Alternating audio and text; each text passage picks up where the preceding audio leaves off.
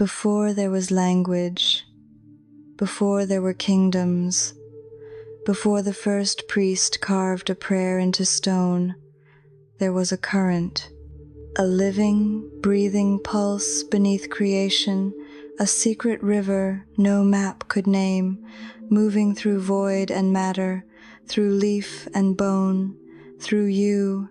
The oldest peoples heard it in the wind, felt it in the ground, watched it coil in the spiral of galaxies and the bloom of shells. They knew the human body was not an exile from the sacred, but its favorite house, a temple shaped by the same hands that lit the stars. Walk with me inside that remembering. Step into a corridor of stone whose pillars breathe like sleeping animals. The air is warm with frankincense and blue lotus, a golden hush suspended between bells of silence. The floor is inscribed with serpents and sun wheels, their lines so fine it seems they were carved by light. Ahead, an inner chamber glows not from torch or oil, but from a soft radiance that seems to exhale. You feel it on your skin, like dawn arriving beneath the surface. A woman stands there, veiled in white and crimson. When she lifts her eyes, you recognize something there you cannot name: the gravity of oceans, the patience of mountains, the smile of someone who has held fire and did not burn. She does not speak. She gestures to the altar, a black mirror of obsidian, polished to the starless depth of night. Upon it, a flame burns without smoke. It is small, almost shy, yet it illuminates everything. She touches her heart, then she touches her belly, then the crown of her head. You understand without words. This fire is not only outside you, it is the breath coiled at the base of your spine, the river that rises when you love, the light that moves when you create, the tender thunder that asks for union, and when honored, becomes revelation.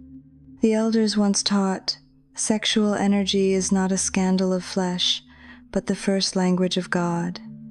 The same force that opens the womb, opens the heavens. The same surge that seeks a lover, seeks the infinite. It is the original prayer, written in muscle and marrow, calling the soul to remember its origin in light.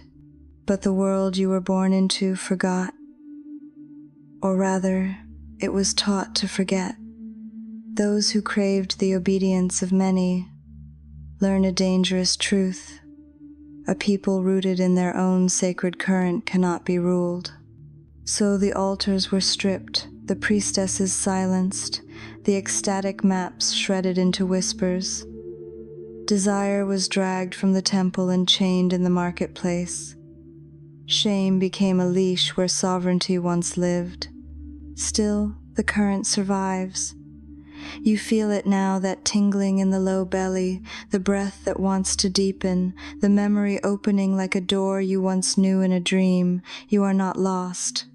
You are standing at the threshold of your own temple, hand on the latch. Tonight, we will step through. We will remember the old names for this river and learn how to guide it home.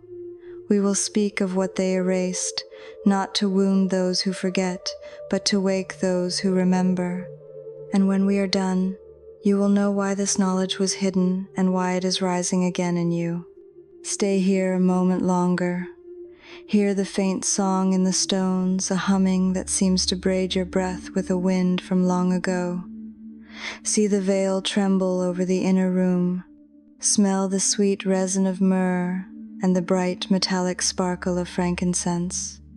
Somewhere a bowl is rung, and the sound moves through you like a hand made of light. You are being invited back into your own body, as if the body itself were the lost country of your soul. Remember this feeling. It is the door we will keep opening. The first civilizations were built on song long before they were built on stone. Their architects tuned buildings to the sky. Their healers tuned bodies to the earth. They understood that life moved in currents, and the greatest of these currents braided through the human form as sexual spiritual power, the crown jewel of creation, the lamp oil of miracles. In Atlantis, a word that is less a place than a memory of luminous order initiates trained under crystalline domes, where geometry carried sound like honey carries light. They called the inner river the Serpent of Waters, a silver-gold tide coiled at the root. Rites were not indulgences, they were sciences of attention. Through breath, tone, and sacred touch, the serpent rose through the spine in measured arcs, unfurling lamps of perception until the skull flowered in vision. The union of two initiates was not for possession or performance. It was a cosmic orchestration in which two poles created a third thing, a field large enough to heal, to see across distance, to listen to the language of stars. When the sea closed over those cities, refugees carried seeds of the teaching along river routes to Kemet. There, in the temples of Hathor and Isis, sexual energy was called Sekhem, the vital flame of the Great Mother. Music was medicine. Dancers moved like rivers, and the architecture itself hummed in pitches that loosened grief and widened joy. The Hyros-Gamos sacred marriage was performed as a mirroring of sky and earth, not as license but as vow, aligning flesh to the seasons, to the heliacal rise of Sirius, to the flood and the sowing, reminding the land and the people how to live in rhythm. Across the eastern mountains, tantric adepts mapped wind paths invisible to the eye and lakes of light untouchable by the hand. They taught that Shakti, the serpent mother, can devour confusion and crown wisdom, depending on whether the heart is open. Lovers became co-initiates or practiced alone, sending the current upward, inviting Shiva consciousness to bathe the thousand-petaled lotus in the skull. The aim was not escape from the body, but its transfiguration, to make the animal holy and the holy animal. To the south and west, Minoan priestesses in spiraling skirts climbed mountain shrines to wake the earth with chant. Sumerian keepers enacted Inanna's descent in return, a myth that is also a map of how desire dies to be reborn as wisdom. In the Americas, rites of maize and rain honored fertility as covenant, the human pulse entrained to the heartbeat of the land. Along the Niger and the great rivers of West Africa, devotees of Oshun carried bowls of sweet water to altars of gold, not to worship appetite, but to bless the river that blesses everything it touches. The Dogon spoke of star teachers and the hidden seeds of light. The Faun told of Mawulisa, moon sun, feminine masculine, whose marriage makes the world. In every tongue, one truth. Sexual energy is the sovereign river. When it is honored, it feeds temples and fields. When it is twisted, it floods or goes to desert. How did it twist? Empire learned to weaponize hunger. Temple economies became state economies. The feminine as force, as figure, as field was downgraded to property or threat. The serpent was renamed enemy. The rites were rebranded as sin. People were taught to fear what could free them and to trust what could bind them. A strategy as old as thrones. Separate a people from their breath, their body, their pleasure, their knowing, and they will beg for someone else's permission to be alive. Yet, the secret kept itself. In marginalia glowing like gold leaf, in cathedral arches shaped like wombs, in folk songs about rivers and roses, in grandmother's hands blessing water, in your dreams, in your timing as you listen now, and in the way your chest softens when the truth enters the room, like a door you didn't know was locked, easing open on its own. Let us unmask the sacred with language that bridges temple and laboratory. Your body is an electrical garden. Nerves flicker with charge. Fascia transmits tension like strings in a harp. The heart throws an electromagnetic field many times larger than the brain. Hormones are not just chemicals, they are couriers between world and world. Glands are not just factories, they are altars translating intention into matter. Sexual energy is the densest, most accessible form of creative voltage in the human system. Biologically, arousal is a symphony. Parasympathetic pathways open. Nitric oxide relaxes vessels. Dopamine tunes attention. Oxytocin opens trust. Endorphins soften boundaries. Prolactin and serotonin shift after the peak. This is not merely animal, it is a doorway into neurological plasticity. In these windows, identity is more malleable. Patterns can be rewritten, beliefs resculpted by intention.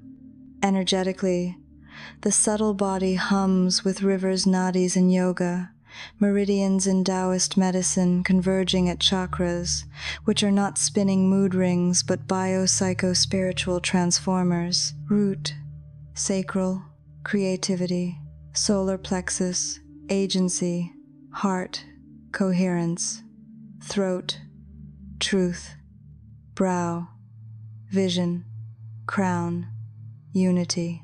The spine is a living staff, bone, cord, and light. Cerebrospinal fluid rises and falls like tide. The sacral pump rocks with breath. The cranium opens its sutures like petals to the sky. Kundalini is a name for the potential at the root, coiled, not because it is asleep, but because it is intelligent. It rises when the channel is prepared, when breath is a stair, when the heart is a door, when the mind bows to the soul. As it ascends, the same voltage that could, when scattered, fuel compulsion, now fuels cognition, devotion, artistry. The animal does not vanish, it is crowned. The divine does not descend as scolding, it recognizes itself through you. This is where grounded science meets esoteric law. The vagus nerve is a river from viscera to brainstem to face your breath. Changes your state changes your seeing. Heart rate variability is the body's poetry of resilience. Coherent breathing entrains it. Coherent heart signals entrain the brain. EEGs of deep meditation and prolonged guided arousal share signatures of synchrony. Focused attention alters what neurons wire together. In quantum metaphors, and we keep them as metaphors, attention is participatory. The observer is not outside the play. The piezoelectric lattice of the pineal may register tiny pressures from breath and posture. Whether or not you name it science or sacrament, the lived effect is clear. When you breathe like a temple, your body starts answering like a bell. So, when sexual energy rises with intention, your biology is listening, your story is listening, your field is listening. If you flood the system with heat and no aim, you will be emptied and sleepy.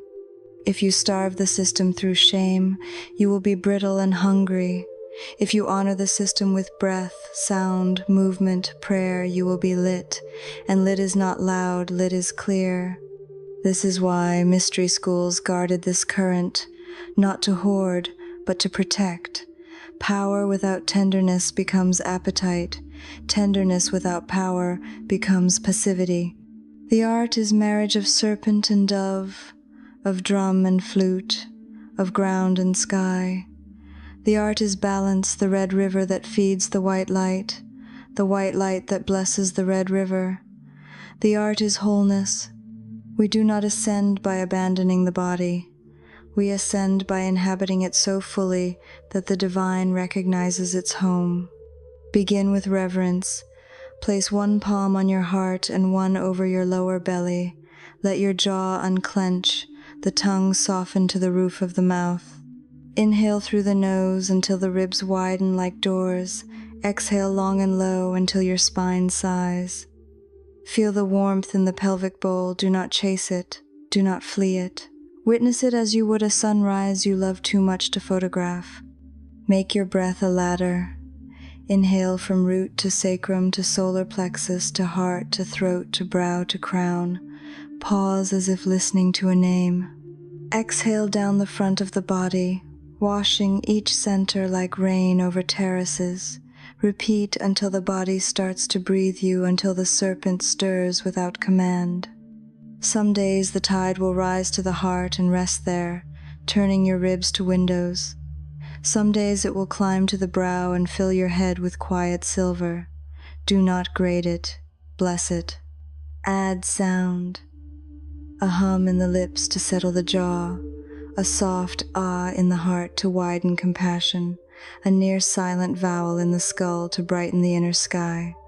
Let tone be brush, breath be ink, spine be paper. The body is an instrument, play it like a prayer. Try a low tone at the root, then step it up a note at each center. Feel how the song knows where to go before you do. Add movement. Slow circles of the pelvis that feel like tide, undulations of the spine like wind through reed, micro bows of the head acknowledging the crown inside you. Movement is not performance. It is negotiation with tension. Beloved muscles, can you trust me to let go? Let your shoulder blades glide, let your sternum thaw, let your hips remember they are bowls for rivers, not hinges for burdens. Add attention, the queen of all tools. Where your gaze rests, energy flows. If you hold a vision at your brow, an image of yourself clear-eyed, creative, kind, sovereign, the river knows where to go. If you drape your attention in gratitude as the current rises, the field around you thickens with coherence. You become medicine by becoming yourself. Let your prayer be simple. May this fire make me gentle. May this power make me honest. May this light make me useful. If you are in sacred partnership, make the room a temple. Candles to cue the animal that night is holy, music to teach rhythm, water nearby because rivers ask for rivers. Sit facing, eyes soft, breaths matched. Begin without touching, let gaze do the first touching.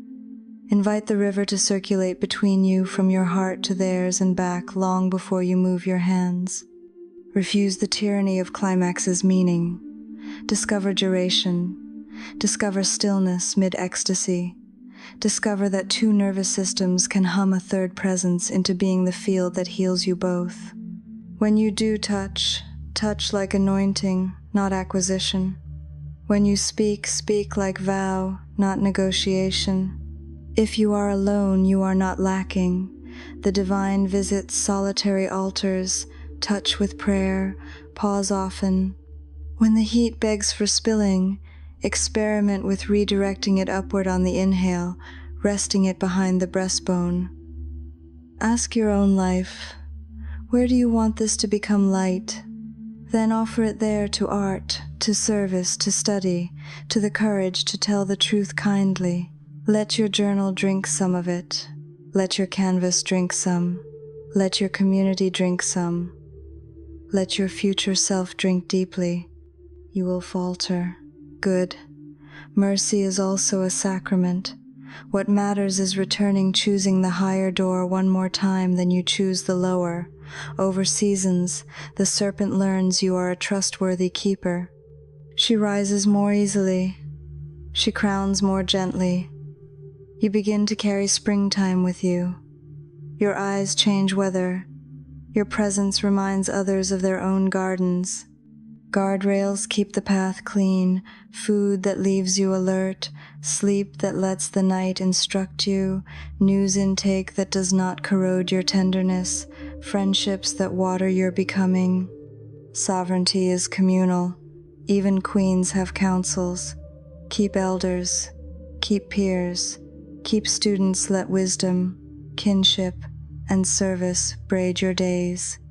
If this message stirs something ancient in your soul, subscribe because what comes next reveals even more. And share this teaching with the one friend who already carries a small flame. Two flames find each other in the wind. Come close, closer than the old shame allows. closer than the noise of the world, closer than the fear that you will be too much if you glow. Here is what they never wanted you to know. Your sexual energy is not a problem to solve. It is the password to the hidden room where the divine keeps its mirrors. Look in any one of them, and you will see yourself not as appetite or absence, but as altar, cedar and gold, stone and singing. A human being lit from the root to the crown cannot be domesticated by fear. They are not errand runners for other people's small gods. They are makers of gardens in ruined courtyards, midwives to better futures, quiet storms that change the weather of rooms. They are not louder, they are clearer. They are not harder, they are truer. This path will ask for everything false. It will ask you to lay down the costume of scarcity, the script of performing, the armor of cynicism. In exchange, it will give you back the trembling animal who trusts the hand of the soul, and the soul who trusts the pulse of God.